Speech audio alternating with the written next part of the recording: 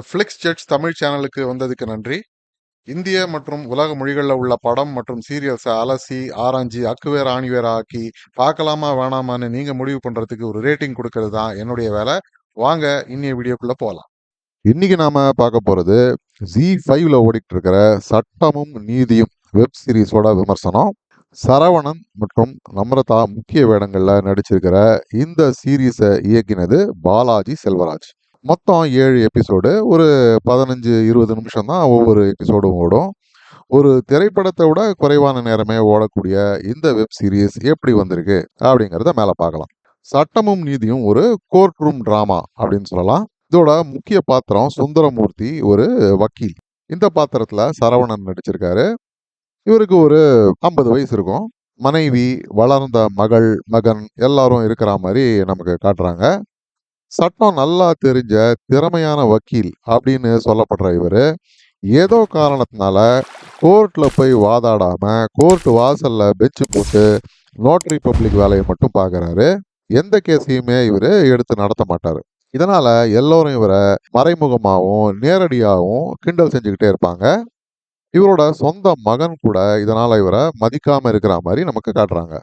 ஆனாலும் இவர்கிட்ட தான் ஜூனியரா சேருவேன் அப்படின்னு நம்ம ஹீரோயின் அருணா காலேஜ் முடிச்ச கையோட வந்து சேர்றாங்க. நம்ரதா இந்த பாத்திரத்துல நடிச்சிருக்காங்க. இந்த சூழல்ல தன் பொண்ணை யாரோ கடத்திட்டு போயிட்டாங்க, ஆனா போலீஸோ சட்டமோ எந்த உதவியும் செய்ய மாட்டேங்கிறாங்க அப்படின்னு மனவேதனையில குப்புசாமின்னு ஒருத்தர் கோர்ட்டு வாசல்ல தீ குளிச்சு இறந்து போறாரு.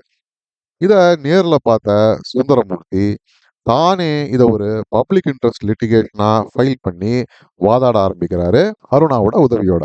விசாரிக்க ஒவ்வொரு கட்டத்திலையும் கேஸ்ல பல எதிர்பாராத திருப்பங்களை இவங்க சந்திக்கிறாங்க.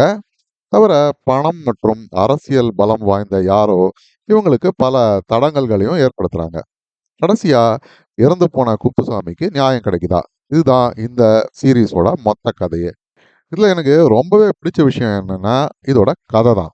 களம் என்னமோ பழசுதான், ஆனா கதை ரொம்ப கோர்வையா விறுவிறுப்பா பல திருப்பங்களோட எழுதப்பட்டிருக்கு.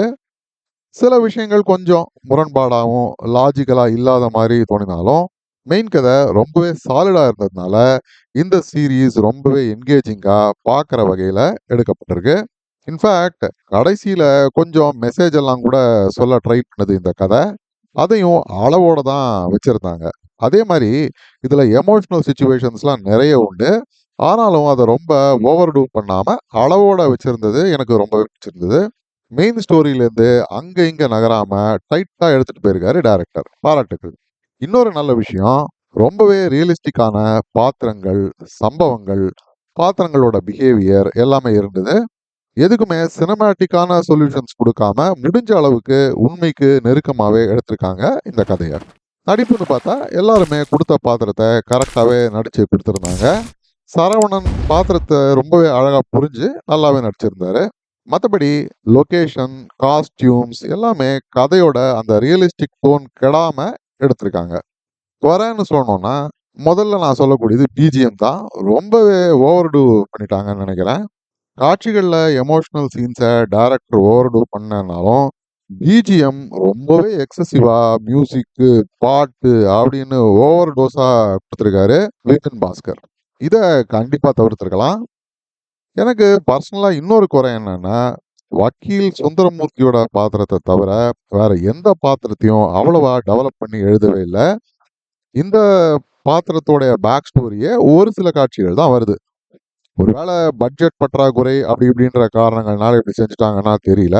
அப்படி நல்லா டெவலப் பண்ணி எழுதியிருந்தா இன்னுமே நல்ல சுவையா பல பரிமாணங்களோட இன்னுமே நல்லா வந்திருக்கும் இந்த கதை அப்படின்னு தான் நான் நினைக்கிறேன். அப்ப இந்த சீரீஸை பார்க்கலாமா வேணாமான்னா கண்டிப்பா குடும்பத்தோட பார்க்க வேண்டிய ஒரு நல்ல சீரீஸ் இது. மிஸ் பண்ணாம பாருங்க. இந்த சீரீஸுக்கு நான் கொடுக்கக்கூடிய ரேட்டிங் 7/10 ஸ்டார்ஸ். மீண்டும் ஒரு முறை இன்னொரு விமர்சனத்தோட உங்களை சந்திக்கும் வரை நன்றி, வணக்கம். இந்த வீடியோ பிடிச்சிருந்ததுன்னா லைக் பண்ணுங்க, ஷேர் பண்ணுங்க, சப்ஸ்கிரைப் பண்ணுங்க. உலகத்தரமான படம் மற்றும் சீரியல்களை நீங்க பார்க்கணுங்கிறதுக்காக பல சினிமா சீரியல்களை பார்த்து அதுலேருந்து சரியானதை மட்டும் அடையாளம் காட்டுறது தான் இந்த சேனலோட குறிக்கோள். நன்றி.